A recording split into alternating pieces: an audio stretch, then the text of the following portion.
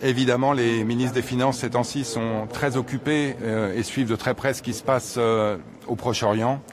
C'est le cas de l'Eurogroupe qui se réunira après ceci. C'était aussi le cas de la réunion des ministres des Finances du G7 que j'ai convoqué cet après-midi. Seuls les ministres étaient présents avec l'Agence internationale de l'énergie, avec la Banque mondiale et avec le Fonds monétaire international. Nous sommes d'accord pour suivre la situation de très près sur les marchés, l'impact évidemment sur la situation macroéconomique de nos pays, mais aussi l'impact au quotidien pour nos concitoyens qui sont affectés de manière directe, notamment évidemment par la hausse du prix de l'essence.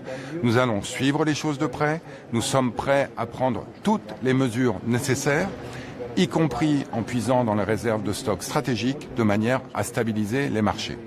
Je veux être très clair, aujourd'hui, le marché du pétrole et le marché du gaz également sont affectés par des bouleversements qui sont essentiellement liés au fait que les exportations de pétrole et de gaz qui sortent du Moyen-Orient se dirigent vers l'Asie, zone qui est du coup directement affectée par des bouleversements de marché.